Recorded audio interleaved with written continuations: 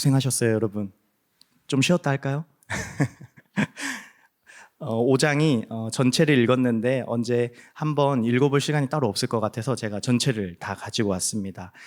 창세기를 제가 계속해서 설교를 하고 있는데 창세기를 한 장씩 이렇게 묵상하면서 제가 보려는 관점은 딱 하나입니다. 바로 예배입니다. 예배. 앞에서 설교를 했듯이 우리가 이제 예배하면은 흔히 두 가지를 얘기를 합니다. 워십하고 서비스를 보통 얘기를 해요. 이 두 가지 측면에서 이제 예배를 본다면은 워십은 하나님을 경배하는 것입니다. 경배. 이게 언어의 형태이던 어떤 우리가 부르는 찬양 있죠. 우리의 입술로 고백하는 찬양, 언어의 형태이던 아니면 비언어의 형태. 어떤 몸짓도 될 수가 있겠죠. 우리 워십팀이 하는 어떤 워십 댄스 같은 것도 될 수가 있어요. 이렇게 하나님을 높이는 것이 하나님을 바로 경배하는 것입니다.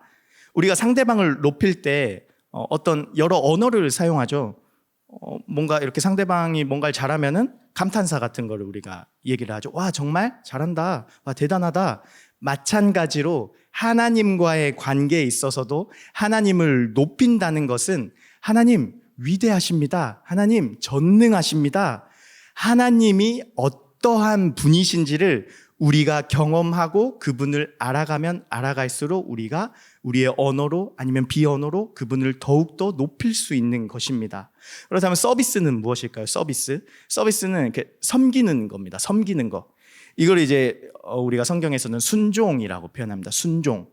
하나님이 말씀하시는 것을 따르는 것입니다. 이게 순종이죠. 그럼 우리가 하나님을 예배한다고 할 때 그분을 찬양하고 기도하고 높일 뿐 아니라 하나님이 말씀하신 대로 따르는 것 모두를 합쳐서 우리는 예배라고 합니다. 그래서 제가 처음 창조시 에덴 동산에서는 이 예배가 분리되어 있지 않았다고 했습니다. 죄가 들어오기 전에는 이 예배가 분리되어 있지 않았어요. 근데 죄가 들어온 뒤로부터 예배하는 게 너무 힘들어졌어요. 피곤하죠. 지금 피곤하죠? 네. 피곤해요. 저도 피곤해요. 그러니까 제가 초등학교 때 고민을 했다고 저번에 말씀드렸어요. 지옥은 뜨겁고 천국은 괴로워. 영원토록 예배해야 된다고 하니까요. 그러나 이것은 이제 지극히 죄인인 저의 생각인 거고요. 하나님은 처음 창조 시에 예배를 받기를 원하시는데 우리의 창조 목적 자체도 하나님을 예배하기 위한 것이라고 했습니다.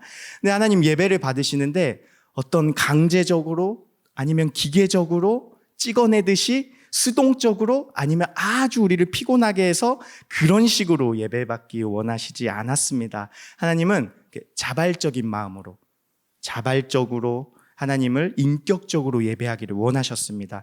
그래서 한 나무에 하나님을 예배하는 법을 매달아 놓으셨거든요. 그게 바로 뭘까요? 선악과입니다. 선악과. 그러니까 선악과를 먹지 않으면 뭘까요?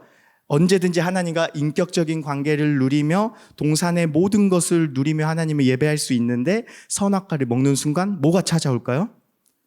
이렇게 죽는 거예요. 먹으면 반드시 죽는다고 했거든요. 죽음이 찾아오는 것이. 그러니까 이 선악과 사건은 단순히 과일 하나를 그냥 먹었다 정도가 아니라 하나님을 예배하기를 거부하는 사건입니다. 왜 먹었죠? 그 뱀이 어떻게 유혹했죠? 하나님이 자신과 같이 될까 봐 못 먹게 한다 그렇게 했거든요. 그러니까 선악과를 먹었다는 것은 이제 하나님의 자리에 내가 앉겠다라는 사건입니다. 그러니까 하나님의 자리에 앉는 순간 경배의 대상이 이제 하나님이 아니라 누가 될까요? 내가 되는 겁니다. 그리고 하나님이 말씀하신 것을 더 이상 따르지 않습니다. 그러니 하나님을 섬길 수도 없습니다. 그래서 이 경배와 섬김, 워십과 서비스는 항상 분리되지 않고 같이 가는 겁니다. 그래서 하나님을 찬양해야 하는 사람이 이제 죄로 인하여 하나님을 경배하고 하나님을 높이고 하나님의 말씀을 따라 살아가는 것이 아니라 누구를 찬양할까요? 이제 나 자신을 높이고 나 자신을 찬양하는 자들이 되어버렸습니다. 이제 내 자신을 세상 앞에 드러내지 않으면 사람이 못 견뎌야 합니다. 거기에서 사람의 정체성을 발견하려고 하는 거거든요. 그래서 이 예배하기를 계속해서 거부하는 가인의 후손은 어떤 일을 하죠? 자신들의 성을 쌓아요. 자신들의 성을 쌓고 그 가인의 아들 이름이 에녹이거든요. 에녹으로 자신의 그 쌓은 성의 이름을 에녹성이라고 이름을 붙이죠. 그래서 자신들의 이름을 이제 알리는 겁니다. 그리고 칼의 노래라고 불리는 이 라멕의 노래, 이 자신들의 폭력성과 힘과 권세를 노래하며 자신들을 높이는 자들로 변질되어 버린 것입니다. 그러나 하나님은 자신을 이 예배하기를 거부하는 사람들에게 어떻게 하시죠? 그냥 다 버리시나요? 그러시지 않고 은혜를 베푸셔서 다시 하나님을 예배하는 사람들을 세우십니다. 그리고 예배하는 자를 세우시면서 한 가지 약속을 해주시는데 그 약속이 바로 창세기 3장 15절에 뭐라고 약속을 해주시죠? 바로 여자의 후손에서 뱀의 머리를 깰 자가 나온다라고 약속을 해주십니다. 이게 이제 신학적으로는 원시복음이라고 부르지만 이것이 바로 복음입니다. 그 여자의 후손에서 바로 예수 그리스도가 나오기 때문입니다. 이 복음을 이제 아담과 하하가 그의 태어나는 후손들에게 계속해서 어떻게 했을까요? 자기들 말고 안 알려줬을까요? 나만 알아야지.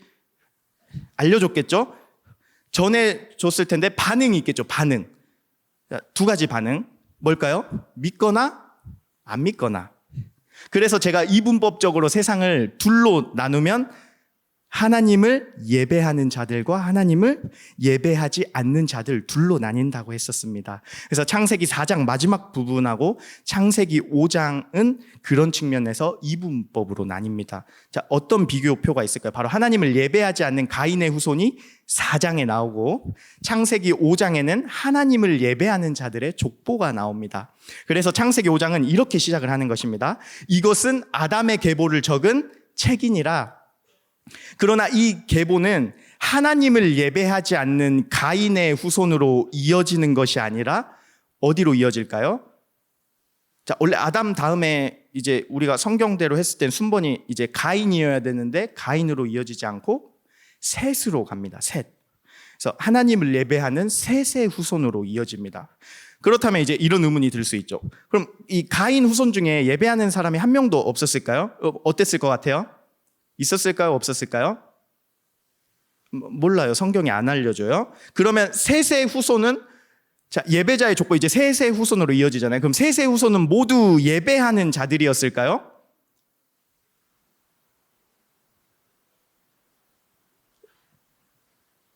몰라요. 네, 다 안 알려줘요. 그것도 아닐 거예요. 우리는 성경이 알려주는 것까지만 알 수 있으나 그래도 오늘 말씀을 통해 우리가 유추해 볼 수 있는 것은 셋의 후손이 예배자의 족보여도 모든 후손이 다 예배하는 자들이 아니었을 것이라는 것을 우리가 말씀을 통해 알 수 있어요. 그것은 우리가 오늘 족보를 통해 알 수 있는데 중요한 키가 사실 제일 앞부분하고 제일 뒷부분에 나옵니다. 3절 말씀에 보면은 아담은 이렇게 나옵니다. 아담은 130세에 자기의 모양 곧 자기의 형상과 같은 아들을 낳아 이름을 셋이라고 하였습니다. 이렇게 나와요. 자, 아담은 누구의 형상대로 지음받았죠?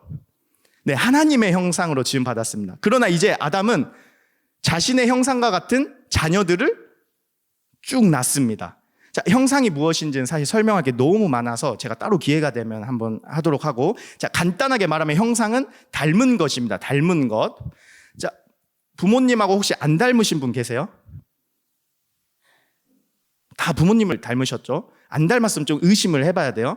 자, 다 닮았어요. 근데 부모님의 이 외적인 모습만 닮는 게 아니라 뭐까지 닮죠? 성격까지 닮습니다. 자, 아담은 하나님의 형상대로 지음받았다는 거는 하나님과 닮은 존재인데 하나님은 이 외형이 없단 말이에요. 그럼 뭘 닮았다는 걸까요?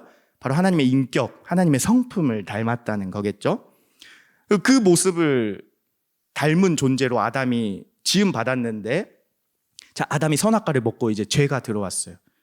죄가 들어왔어요. 그래서 죄로 인해서 이 형상에 두 가지 측면이 생겨버렸어요. 자, 첫 번째, 긍정적인 측면이 있거든요. 자, 긍정적인 측면은 뭘까요? 하나님의 형상대로 지음받은 아담을 통해 나오는 자녀들도 다 누굴 닮았을까요? 기본적으로 이렇게 원 제작자인 하나님을 닮았겠죠? 자, 하나님의 형상대로 지음받은 아담에서 태어났으니까 이꼴 하면은 이제 하나님을 닮은 거죠? 아닌가요? 맞죠? 자, 그 부정적인 측면이 있어요. 부정적인 측면은 뭘까요? 이제 죄가 들어왔기 때문에 이제 아담의 형상, 죄가 들어온 아담의 형상도 같이 타고나는 거예요. 그래서 아담의 죄성을 같이 타고나고 태어나게 되는 거예요. 그래서 하나님을 닮은 모습이 있으면서도 죄로 인하여 타락한 아담의 모습도 이제 사람의 모습도 같이 닮아 태어나게 되는 거예요. 그래서 성과 악이 공존하는 상태로 우리의 모습이 이제 이 땅에서 살아가게 되는 것입니다. 그리고 죄의 결과였던 뭐가 우리에게 이제 찾아오죠? 죽음이 찾아옵니다. 그래서 5장의 족보는 아주 심플하게 기록되어 있어요. 아까 읽느라 너무 고생하셨는데 이렇게 되어 있어요. 태어나고 살다가 죽었더라. 이게 이제 우리의 삶이에요. 자, 태어나고 살다가 죽었더라. 저만 이런가요? 여러분들도 다 태어나고 살다가 죽는 거죠. 죽지 않는 사람이 없어요. 그리고 이제 노아를 향하여 이 족보가 이제 가는 거거든요. 마지막 이제 노아가 나오죠. 그럼 이 족보 속에서 우리에게 보여주고자 하는 게 이제 세상의 죄악이 얼마나 심한지, 그리고 하나님이 어떻게 심판하시는지, 그리고 어떻게 구원하시고 예배하는 자들의 족보를 계속해서 이어가시는지를 보여주는 것입니다. 그래서 그러나 모든 후손이 하나님을 예배하는 것이 아니라 후손 중에 예배하는 자들을 통해 그 계보, 그 족보가 쭉 이어지는 것입니다. 그럼 이 족보가 보여주는 것, 이 5장에 이런 족보를 왜 기록해놨지? 이 족보가 보여주는 것을 세 가지로 그럼 우리가 압축을 해보면, 첫 번째는 먼저 예배자의 족보를 보여주는 것입니다. 예배하지 않는 자들은 이제 족보에 기록되어 있지 않아요. 예배하는 자의 족보를 보여주는 거고, 두 번째, 죄의 결과를 보여줘요. 죄로 인한 아담의 형상을 이제 같이 타고나는 거거든요. 그리고 세 번째, 구원자를 보게 합니다. 구원자. 마지막 노아의 홍수는 이제 다음번에 설교를 할 건데, 노아를 통해 구원받거든요. 구원자를 보게 하는 거거든요. 자, 그렇다면 이 심플한 족보 안을 한번 같이 들여다볼 건데, 제가 그 멀티팀에 드린 이미지를 한번 띄워주시면 감사하겠습니다. 그 잘 안 보일 것 같아요. 제가 이거를 창세기 5장을 쭉 제가 스텝 계단식으로 정리를 했거든요. 설교 준비하면서. 그 기능 있죠. PPT 기능. 돋보기 눌러가지고 이렇게 아담 쪽을 한번 확대를 한번. 와, 감사합니다. 역시 최고예요. 자, 창세기 5장을 제가 계단식으로 이제 정리를 해봤습니다. 자, 창세기 5장은 아까 제가 어떻게 돼 있다 했죠? 출생, 생애, 죽음 세 가지 구성 방식으로 기술을 하고 있어요. 자, 위에 보시면 제가 이렇게 적어놨어요. 이름, 출생, 생애, 죽음. 자, 제가 표기를 해놨어요. 보시면 아담이 130세에 누굴 낳는 거예요? 네, 아담 130세 셋 이렇게 가는 거예요. 그 다음에 800년을 살면서 자녀를 낳다가 몇 세에 죽죠, 아담이? 930세에 죽어요. 자, 셋은 105세에 누굴 낳아요? 에노스 낳고 807년 살고 912세에 죽어요. 이걸 제가 쭉 기록해 놓은 거예요. 자, 이렇게 쭉 가다 보면 창세기 5장은 마지막 노아가 몇 세에? 자, 노아, 맛있는 거 사드릴게요. 자, 노아가 500세에 누굴 낳죠? 그 옆으로 조금만 이렇게, 너무 좋아요. 500세에 누굴 낳죠? 셈, 함, 야벳을 낳는 것으로 5장이 아까 이제 32절까지 딱 끝을 맺고 있는 거예요. 근데 쭉 보시다 보면 모두가 태어나고 살다가 죽는데 이상한 사람이 한 명 있어요. 누굴까요? 네, 에녹이에요, 에녹 제가 365세 올라감 이렇게 표시해 놨거든요. 자, 에녹은, 에녹 한번 확대해 주세요. 에녹은 65세에 누굴 낳죠? 무두셀라를 낳고 300년을 하나님과 동행하다가 365세에 하나님이 갑자기 데려가셨어요. 유일하게 죽음을 보지 않는 사람이 에녹이에요. 자, 에녹은 왜 죽지 않았을까요? 아까 말씀 우리가 읽었는데 에녹 왜 죽지 않았죠?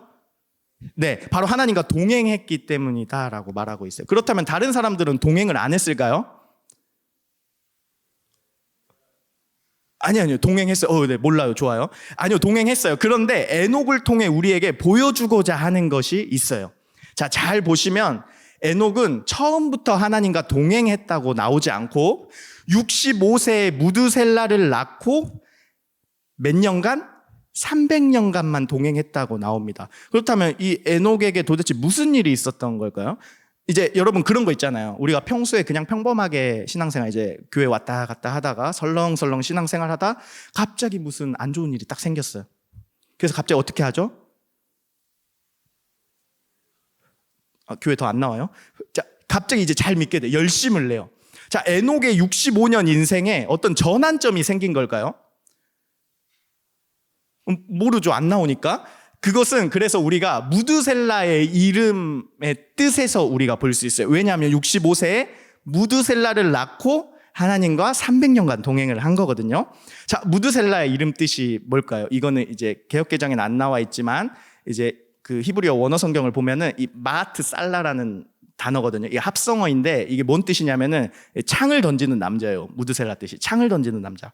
자, 이게 무슨 말인고 하면은 고대 근동에서 이게 지금 고대 근동 시대에 쓰여졌잖아요. 고대 근동에서 이 창을 던지는 남자는 이 전쟁의 이 승패를 가르는 최후의 사람을 뜻하는 겁니다. 그러니까 이 창을 던지는 사람이 죽으면은 전쟁에서 어떻게 되는 걸까요? 지는 거예요. 패하게 되는 거예요. 이거를 의역해서 좀 풀면은 무드셀라 이름 뜻이 어떻게 되냐면은 그가 죽으면 뭐 패한다 이런 뜻이 되겠죠. 그가 죽으면 심판이 온다. 그가 죽으면 그것이 온다라는 뜻이에요. 자, 그가 죽으면 뭐가 온다고 하는데 뭐가 올까요, 도대체? 자, 나이를 다시 한번 봐보겠습니다. 자, 이미지 아까 한번. 네. 자, 무드셀라가 187세에 누굴 낳죠? 네, 라멕을 낳아요. 여러분 괜찮으세요? 잘 따라오고 계시죠? 자, 187세 라멕을 낳아요. 그리고 라멕은 몇 세에 노아를 낳죠? 182세에 노아를 낳습니다. 자, 그러면 이제 더하기를 한번 해볼게요. 제가 친절하게 옆에 더하기까지 해놨어요. 187 더하기 182는 369. 자, 무드셀라가 그러면은 369살에 손주를 보는 거예요. 손주가 누구예요?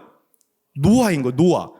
그런데 노아가 600살 되던 해에 무슨 일이 일어나죠? 이제 오늘 안 읽었지만 6장 7장 보면은 이제 노아가 600세에 뭐가 일어나요? 홍수, 대홍수 심판이 일어나요. 자, 노아가 태어나고 600년 후에 이 일이 일어나는데, 자, 아까 노아 태어났을 때 무드셀라 나이가 몇 살이라 했죠? 369. 그리고 600년 후에 홍수가 일어나죠. 자, 369 더하기 600은 969세에 무드셀라가 어떻게 되죠? 죽어요.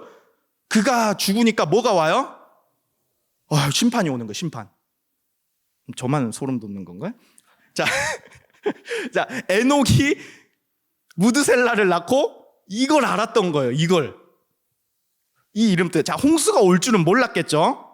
근데 내 아들, 이 무드셀라가 죽으면은 심판이 온다는 거예요, 심판. 그러니까 무드셀라를 낳고 그때부터 하나님과 동행을 하기 시작해요. 왜? 그가 죽으면은 심판이 오기 때문에 준비하는 삶을 사는 거예요, 에녹이. 그런데 에녹이 이 하나님과 동행하면서 이 사실을, 자, 얘가 죽으면은 그게 올 거야. 이 사실을 자기만 알고 있는 게 아니고 그 시대 사람들에게 전해요, 에녹이. 자, 이 말씀이 어디에 나오면 유다서에 나와요, 유다서. 유다서 1장 14절, 15절 한번 띄워주시겠습니까? 네, 한번 같이 읽어볼게요. 시작. 이 사람들에 대하여 예언하여 이르되 보라 주께서 그 수만의 거룩한 자와 함께 마셨으니 이는 무사람을 심판하사 모든 경건하지 않은 자가 경건하지 않게 행한 모든 경건하지 않은 일과 또 경건하지 않은 죄인들이 주를 거슬러 한 모든 완악한 말로 말미암아 그들을 정죄하려 하심이라 하였느니라. 아멘. 자, 에녹이 그 시대에 어떻게 했다고 나오죠? 바로 심판의 경고 메시지를 전하는 전도자로 산 거예요. 전도자. 전한 거예요. 그렇게 살면 안 된다. 심판이 온다. 정죄당한다. 그렇게 살면은 그 시대 에녹이 전도자로 산 거예요. 우리는 그냥 동행했다, 올라갔다 요 정도만 알고 있었는데 유다서에 보니까 에녹이 그 시대 사람들에게 이 심판의 경고의 메시지를 전하며 살았던 거예요. 근데 이 심판의 경고 메시지 전한 전도자로 살았는데 그의 삶의 모습을 창세기에서는 그냥 동행했다, 동행하는 모습으로 살았다. 그럼 그 동행하는 모습이 도대체 뭐지? 라고 했을 때 히브리서 기자가 이렇게 기록을 하고 있어요. 히브리서 11장 5절 6절을 한번 5절 한번 읽어볼까요? 시작. 죽음을 보지 않고 옮겨졌으니 옮기심으로 다시 보이지 아니하였느니라. 그는 옮겨지기 전에 하나님을 기쁘시게 하는 자라 증거를 받았느니라. 아멘. 자, 여러분, 동행한다는 것이 무엇일까요? 동행한다는 게 뭘까요? 히브리서 기자 뭐라고 하죠? 네, 하나님을 기쁘시게 하는 삶은 어떤 삶이죠? 앞에 빨간 거. 네, 믿음. 믿음으로 사는 자가 하나님을 기쁘시게 하는 자고 믿음으로 사는 게 바로 하나님과 동행하는 삶인 것입니다. 그래서 히브리서 11장 6절에 뭐라고 하죠? 한번 읽어볼까요? 시작.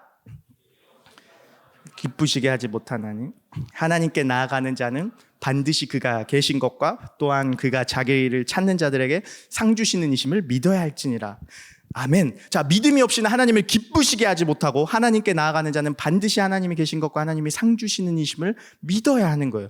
에녹은 단순히 이 땅에 있는 것에 소망을 두며 산 것이 아니라 자기 아들 무두셀라를 보며 어떻게 살았을까요? 바로 위의 것을 바라보며 살았던 사람입니다. 어떻게 그럴 수 있었을까요? 바로 하나님의 심판이 있다는 것을 에녹이 알았습니다. 자, 여러분, 에녹이 그 시대에 이 말을 전했을 때 다시 족보 이미지를 한번 띄워봐 주시겠어요? 죄송해요, 왔다 갔다 해가지고. 자, 족보 이미지를 잘 보면은 이게 남이에요. 여기 적혀져 있는 사람들이 남이 아니죠. 다 가족이에요, 가족. 그러면 얼마나 많은 친지들이 있었겠어요? 자, 이렇게 10명만 기록되어 있지만 10명만 낳은 게 아니에요. 또 너무 단순하게 읽어서 그 시대에 10명밖에 없었나 봐. 그게 아니고, 자, 아담이 몇 년 동안 살면서 자녀를 낳은 거예요? 800년을 살면서. 셋은요, 807년, 에노스 815년, 게난 840, 830, 800, 300. 그러니까 자녀들이 엄청 많았을 거란 말이에요. 이거 제가 심심해서 한번 대충 계산해 봤는데 엄청 많아요. 1년에 한 명씩 낳으면 너무 힘드니까 2년에 한 명씩만 제가 잡아봐도 엄청 많아요. 엄청 많아요. 그러니까 명절에 모이면은 감당이 안 되는 거예요, 이거는. 그러니까 엄청 많은데 에녹이 막 전했을 거란 말이에요. 친지들이 얼마나 많이 있겠어요. 근데 누가 에녹의 말을 들었을까요? 안 들었어요. 안 들어. 심판이 있다고 전해도 안 듣는 거예요. 이상한 사람은 오히려 취급했을 거예요. 자, 여러분, 무드셀라가 왜 성경 인물 중 가장 길게 살았을까요? 생각해 보시죠. 왜 제일 길게 살았지? 969살? 그가 죽으면 심판이 오기 때문에 이건 하나님의 은혜인 거예요, 여러분. 무드셀라가 죽으면 심판이 오는 거예요. 빨리 죽으면 빨리 오는 거예요. 늦게 죽으면 늦게 오는 거예요. 그 시간 동안 하나님이 뭘 원했을까요? 이 심판의 메시지를 듣고 회개하고 돌아오기를 바라지 않았을까요? 그런데 노아 방주에 노아 가족 8명 말고 아무도 구원받지 못하고 홍수 심판으로 다 죽었습니다. 자, 노아는 어땠을까요? 자, 홍수가 온다고 방주를 몇 년을 만들었을까요? 자, 저기 제가 또 표기해놨어요. 방주 120년 만들었거든요. 480세부터 그럼 준공을 시작한 거예요. 600세에 홍수가 왔으니까. 자, 홍수가 온다고 방주를 120년 동안 만들고 있는 노아를 보며 다 가족들이잖아요, 가족. 가족들이 보면서 뭐라 생각했을까요? 미친 사람이라고 생각했을 거예요. 자, 여러분, 에녹과 노아뿐일까요? 족보 이미지를 보면은 이 연두색으로 표시해 놓은 게 있어요. 자, 연두색. 자, 연두색은 아담 기준 제가 이렇게 해놨는데 아담 나이를 쭈루루룩 해놓은 거예요. 자, 아담이 930세에 죽죠. 근데 아담이 저기 라멕 밑에 보시면은 라멕 쪽 보시면은 라멕 쪽 874세라고 돼 있어요. 그러니까 874세 때 구대손인 라멕이 나온 거예요. 그러니까 아담이 언제까지 살아 있었어요? 라멕 때까지 살아 있었어요. 조금만 더 살았으면 노아까지 볼 수 있었는데 노아를 못 보고 죽었어. 너무 제가 더 아쉽더라고. 읽으면서 조금만 더 살지. 노아를 보고 죽었어야 되는데 구대손까지 살았어요. 자, 살면서 아담이 뭘 했을까요? 계속 애만 낳았을까요, 아담이? 뭐 했을까요, 아담이? 자, 창세기 3장 15절, 아담에게 주셨던 말씀이죠. 여자의 후손에서 뱀의 머리를 깰 자가 나온다. 그래서 제가 아담과 하하가 이시 에따 아도나이 해가지고 여호와를 등남했나 봐 이렇게 생각했다고 말했잖아요, 저번 설교 때. 그러니까 아담이 이걸 계속 말했을 거예요. 우리 후손 중에 우리의 구원자가 나올 거라고 계속 얘기를 했을 거란 말이에요. 근데 가족들 중에 들었을까, 안 들었을까요? 안 들었으니까 이렇게 심판으로 갔겠죠. 계속 알려줬을 거예요. 몇 명이나 도대체 그 말을 믿고 따랐을까요? 이 에녹이 죽었을 때 어쩌면 아담이 깜짝 놀랐을 수 있어요. 자, 예배 드리다가 누가 죽었죠? 예배 때문에 누가 죽었어요? 아담의 첫 가인과 아벨 사건. 아벨이 죽임을 당했단 말이에요, 예배의 사건 때문에. 근데 에녹이 갑자기 막 예배해야 된다고 막 복음을 전하 갑자기 사라졌어. 그럼 아담 생각에 지금 어떤 생각을 했을까요? 뭐야, 또 누가 죽였어? 근데 집에 와보니까 안 보이는 거예요. 그러니까 깜짝 놀랐을 수도 있어요. 웃기라고 갖고 온 건데 그냥 저만 생각한 거예요. 자, 여러분, 그런데 죄가 간영하는 시대 속에 여전히 복음을 전하는 사람들이 있다는 것을 우리가 이 족보 속에서 볼 수 있어요. 하나님의 뜻대로 살아가려 몸부림치는 사람들이 있다는 것을 우리가 이 족보를 통해 볼 수 있어요. 세상이 복음을 안 듣는 것 같아도 듣는 자들이 여러분 있다는 것을 꼭 기억하셔야 돼요. 다 안 들어도 노아 한 사람을 통해 하나님은 예배자의 족보를 계속해서 또 이어가시는 겁니다. 아담의 후손의 족보에서 창세기 3장 15절에 약속하신 누가 올까요? 바로 제가 아까 처음에 말씀드린 우리의 구원자 예수 그리스도가 오시는 겁니다. 노아는 하나의 예표입니다. 노아 한 사람으로 인하여 구원을 받아 새로운 삶이 시작되었던 것처럼 예수 그리스도를 통하여 이 땅에 새로운 삶이 우리에게 시작되는 것이죠. 그래서 바울은 로마서에서 이렇게 말하고 있어요. 아담 한 사람으로 인하여 죄가 세상에 들어왔으나 둘째 아담이신 예수 그리스도를 통하여 이 땅에 생명이 들어왔다고 얘기를 하고 있어요. 자, 여러분 누가복음 3장을 보면요.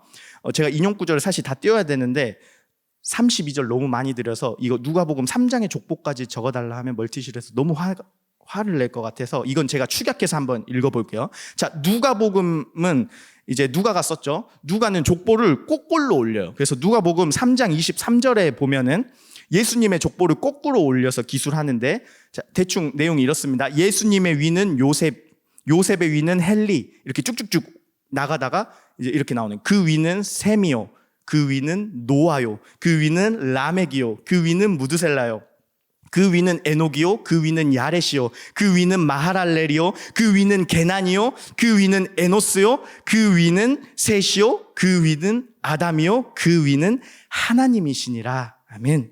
이렇게 누가가 기록을 하고 있어요. 자, 여러분, 이제 예수 그리스도를 통하여 우리가 하나님을 예배하는 자의 족보 안으로 들어왔어요. 하나님은 우리의 이름을 그분의 생명책에 기록해 놓으셨어요. 여러분, 이 사실을 믿으세요? 믿으셔야 돼요. 자, 여러분, 우리 시대도 마찬가지예요. 여전히 죄가 간영하는 악한 시대에도 예배하는 자들이 있어요. 세상이 뭐 갑자기 나빠졌다? 막 호들갑을 할 필요가 없어요. 세상은 죄가 들어온 이후로 계속해서 악했어요. 한 번도 악하지 않았던 때가 없어요. 아담의 시대에도, 에녹의 시대에도, 노아의 시대에도 세상은 악했어요. 자, 예수님이 누가복음 17장에서 이렇게 말씀하십니다. 누가복음 17장 한번 띄워주시면 감사하겠습니다. 자, 한번 읽어보겠습니다. 시작.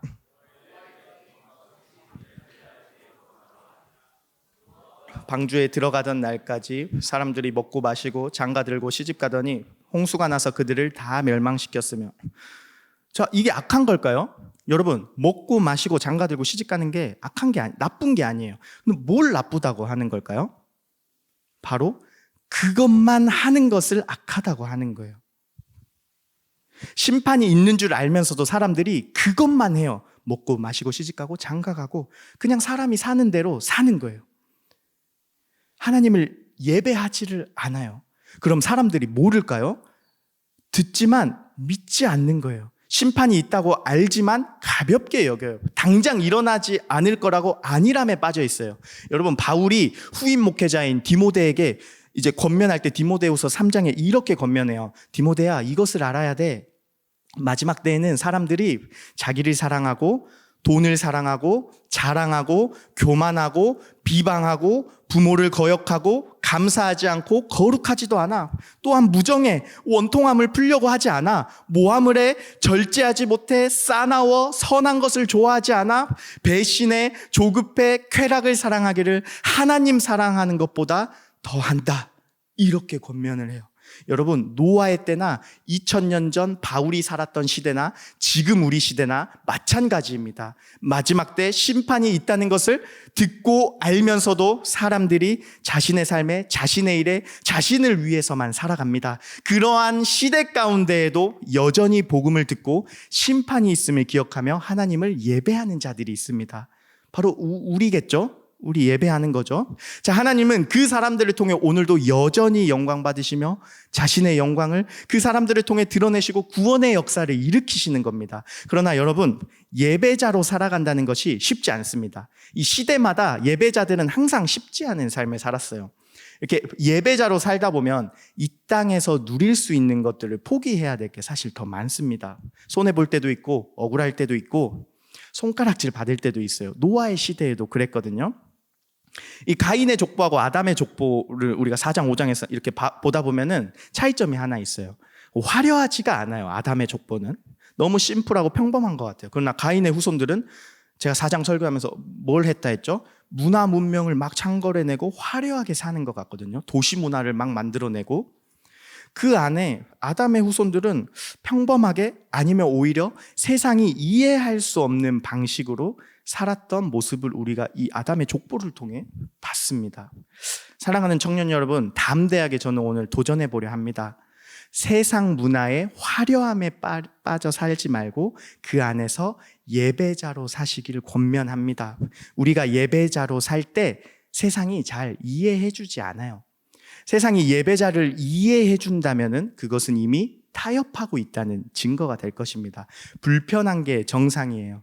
예배자들은 항상 핍박 대상 1호였습니다. 예수님 시대에도, 초대교회 시대에도 예배드리면 죽이니까 막 굴에 숨어서 예배하고, 중세시대 종교개혁자들은 목숨 걸고 했던 게 있습니다. 뭐 여러 신학적인 거를 막 뭐 이신칭이 이런 거 얘기하지만 종교개혁자들이 목숨 걸고 했던 것은 바로 예배 개혁이었습니다.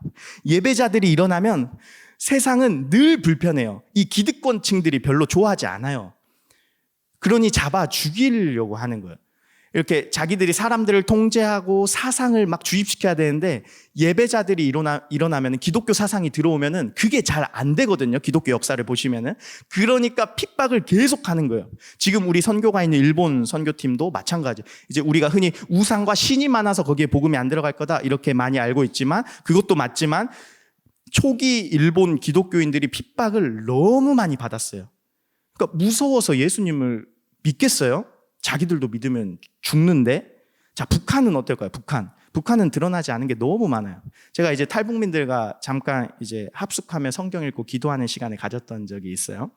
정말 탄압이 너무나도 심합니다. 사람을 그냥 뭐 쉽게 죽이죠, 북한은. 제가 이제 거기 이제 탈북민 형제님 한 분하고 꼭 같이 잠을 잤거든요.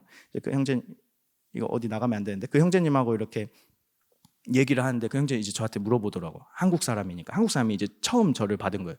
그러니까 군대 나왔어요? 그래서 나왔습니다. 어디 나왔어요? 그래서 제가 약간 군대를 물어본다고? 그래서 약간 또 이렇게 발동했어요. 그게 특수부대를 나왔다 하니까 여기서 이제 경계를 하기 시작하는 거예요. 자기도 이제 특수부대라고 하는 거예요. 그래서 어디서 했냐? 약간 고성 맞은편 쪽, 그 우측 위쪽에서 이제 근무를 했다고 하더라고요. 근데 그래서 특수부대다 하고 이제 잠을 자고 다음날 일어났는데, 거기가 아주 산 깊숙한 곳에 있어요. 거기가 탈북민들 지금 선교훈련 시키는 곳인데, 비밀 기지인데, 이게 깊숙한 곳에 너무 무서웠거든요. 저는 한국 사람으로 처음 갔으니까. 근데 거기 닭이 있어요. 엄청 큰 닭. 갑자기 다음날 닭 모가지를 칼로 이렇게 해가지고 닭 똥집을 빼내고 저한테 보여주는 거예요. 이렇게. 그래서 제가 너무 놀래가지고 이걸 어떻게 하냐. 북한에서는 쉽습니다. 뭐 돼지도 그냥 잡아먹습니다. 그래서 저 막 놀래니까 저한테 짹짹거리지 말라. 시끄럽게 하지 말라. 짹짹거리지 말라. 그러니까 쉽게 죽이는 거예요, 북한은. 예배를 드린다고 하면은 그냥 이렇게 죽여버리는 거예요. 우리 대한민국은 어떨까요? 자, 여러분 오늘 예배 드리러 오는데 누가 죽인다고 한 사람 있어요? 없죠. 네, 너무 좋지 않아요? 누가 예배한다고 우리를 죽이지 않아요. 그런데 이상하게 대한민국은 더 위험한 것 같아요. 예배자의 입장에서. 왜냐? 안일해져요. 그리고 세상 문화에 빠지기 쉬워요. 적당히 눈치 보고 타협하며 종교생활 하듯이 그렇게 해도 구분이 잘 안 가요. 어쩌면 더 위험할 수도 있어요.